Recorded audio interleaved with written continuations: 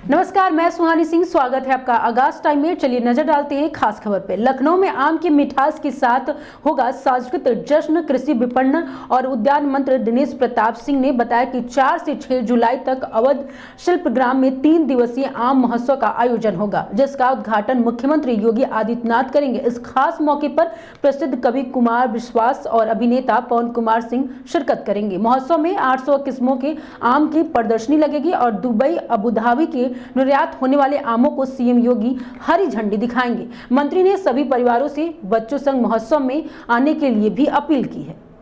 बड़े आदर के साथ आमंत्रित करता हूं कि लोग आएं और अपने परिवार सहित आएं। बच्चे देखेंगे कि सचमुच हमारी संस्कृति, हमारी विरासत में फलों का राजा आम कैसा होता है, कितने तरह का होता है। लोग अपने बच्चों को घुमाने के लिए कोई दूसरे देशों में ले जाता है, करोड़ों ट्रिप पे खर्च करते हैं। मैं उन अभिभावकों से भी आग्रह करता हूं कि आपके बच्चों को वो ज्ञानवर्धन दुनिया के किसी और कोने में जाकर के शायद हो, जो कल से शुरू होने वाले आम महोत्सव में अवध शिल्पग्राम में आपके बच्चे अनुभव करेंगे। इसलिए आप सबको बड़े आदर के साथ आमंत्रित करता हूं कि सब लोग आएं और इस आम महोत्सव को सफल बनाएं। आम महोत्सव हमारी संस्कृति, हमारे संस्कार, हमारे विरासत का एक ऐसा सम्मेलन है जिसमें आम की मिठास भी है और राज्य के किसानों की समृद्धि भी इस मिठास के पीछे छुपी हुई है। अगर अधिक से अधिक लोग आएंगे तो पूरे देश और दुनिया के लोग भी यहाँ पर आ रहे हैं। आम का उत्पादन, उत्पादकता, विपणन कैसे बेहतर किस राज्य में और किस देश में हो रही है, उनके विचारों को समझेंगे और उनके विचारों को समझ करके उसको अपने जीवन में जो बेहतर चीजें होंगी उतारने का काम करेंगे। मैं समझता हूं उत्तर प्रदेश के यशस्वी मुख्यमंत्री जी के नेतृत्व में भारत के प्रधानमंत्री जी की आशा के अनुरूप राज्य के किसानों की आय दोगुना करने के उद्देश्य से योगी सरकार हर वो प्रयास कर रही है जिससे हम अपने प्रधानमंत्री जी के संकल्प को पूरा कर सकें।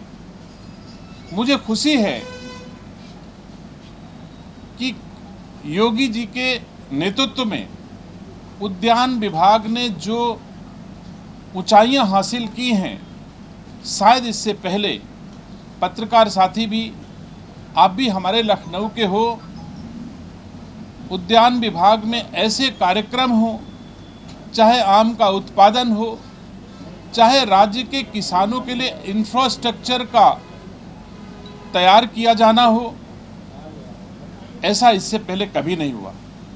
हमने अपने विभाग में हॉर्टिकल्चर एक्सपोर्ट प्रमोशन बोर्ड का गठन किया, जो राज्य के उत्पादन को दुनिया की बाजारों तक पहुंचाने में अपनी भूमिका का निर्वहन कर रहा है।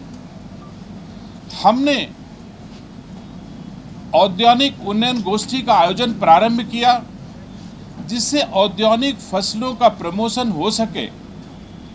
औद्यानिक फसलें ऐसी फसलें हैं जो कम क्षेत्रफल में अधिक मूल्य की फसल हमारे किसान हासिल कर लें।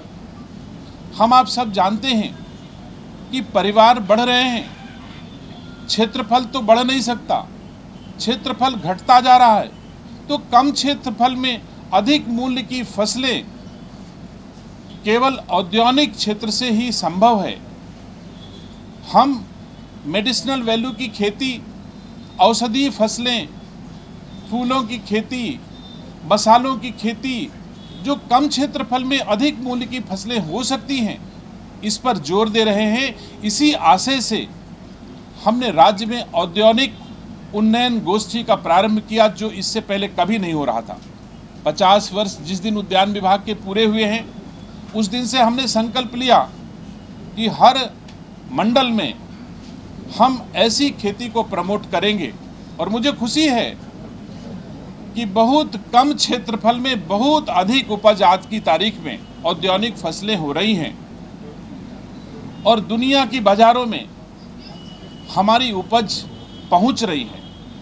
मुझे खुशी है कि कल 2 निर्यातक लंदन के लिए हमारा आम ले जाएंगे, जिसको उत्तर प्रदेश के यशस्वी मुख्यमंत्री जी फ्लैग ऑफ करके रवाना करेंगे।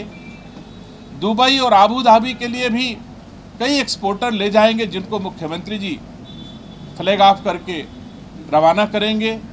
ऐसे बहुत राज्यों को मैं स्वयं कर चुका हूं, एक्सपोर्ट करा चुका हूं। ये सही है कि हमारा राज्य लैंडलॉक्ड है, समुद्री मार्ग का अभाव है, जिसके कारण भाड़ा ज़्यादा देना पड़ता है।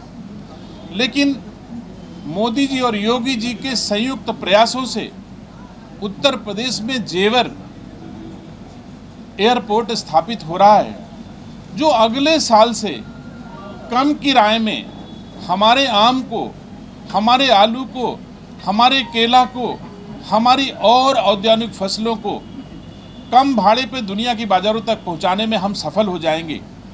इस प्रकार का इंफ्रास्ट्रक्चर हम तैयार कर रहे हैं।